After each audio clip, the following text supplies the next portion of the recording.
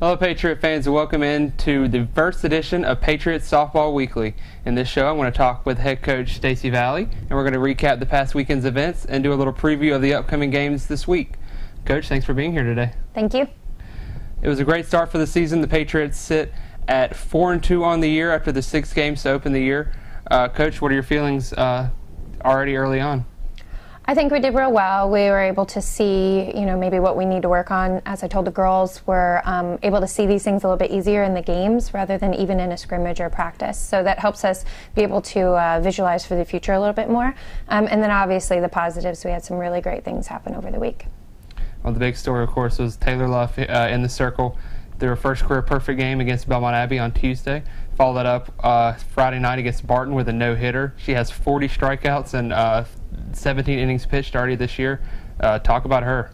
She's just been on fire. I mean, she's been amazing for us. Her ball's been moving well. She's really been working hard. She throws a bad pitch. She knows it. She'll, tell me my bad, while she's out there in the circle. And she wants it. She wants it for herself, but she more importantly wants it for the team. So it's fun to be able to see it. It's fun to be a part of it. How important is it to have a player like her out there on the mound leading the team, really giving you guys a chance to win every time she's out there in the circle? It's really important. She gives that little boost of energy from the beginning, from the start of the game. Then the offense obviously wants to do it for her, but they also get this little vibe about them that they really work hard offensively and defensively behind her if they have to do anything. I got a chance to talk with Taylor after the perfect game against Belmont Abbey, and here's what she had to say. Throwing the perfect game was really exciting. Having your first game of your senior season be a perfect game is just awesome. Everything just seemed to be working today. They were swinging at a lot of junk pitches, which was a lot easier for me because I can just relax and throw whatever I wanted to.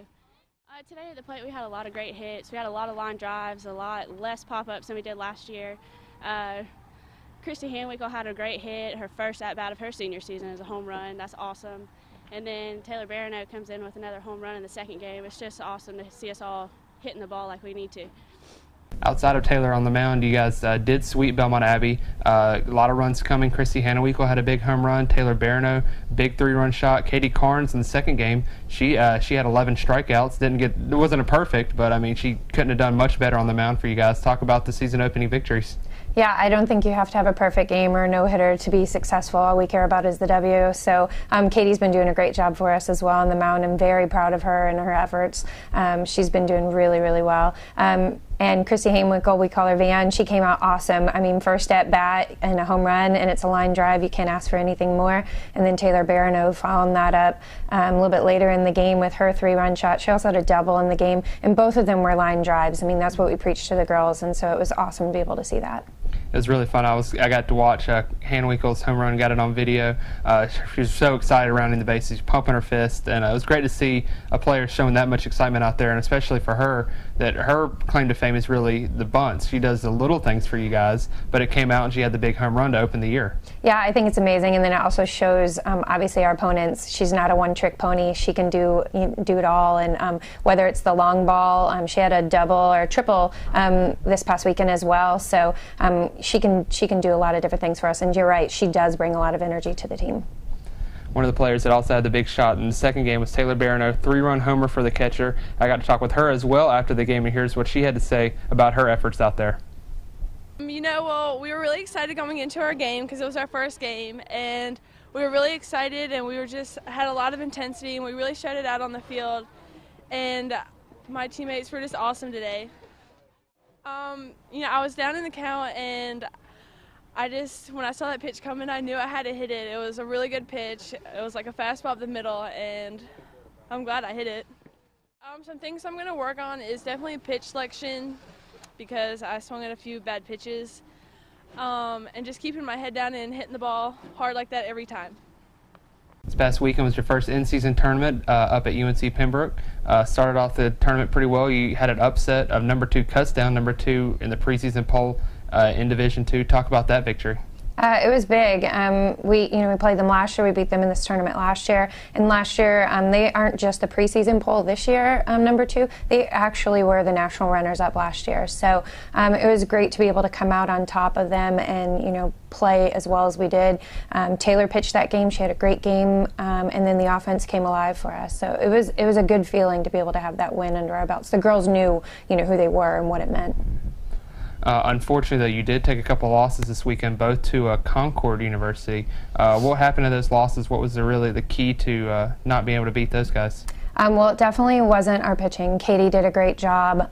Both games, her second game was actually better than her first game, even though maybe her strikeouts don't show that, but she actually was pitching better in that game. That just shows you that offense does play a role into it. Our defense did a good job. She threw great games, but our offense just was lacking that game in both the games. But we did hit. We just hit line drive shots right at. And so we just preached to the girls that they'll fall. They're going to fall one day. They just didn't fall in those games, unfortunately.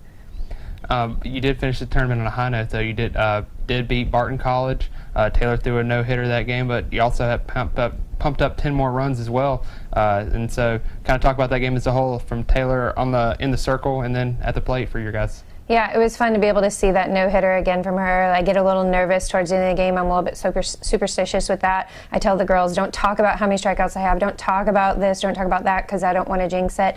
So I didn't even look at anything about the start in the 6th or 7th inning. But I knew something special was going on, and I knew it right after she came off the mound. She was pretty excited. She threw her hands up. She knew what was happening. So that was fun again to be a part of.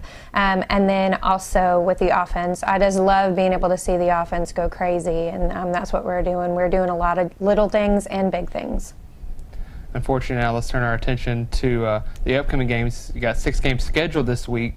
Unfortunately, weather might be a factor. Again, we have a game scheduled against Wingate on Thursday, but there's supposed to be some scheduled rain and ice, possibly even some snow here in the area.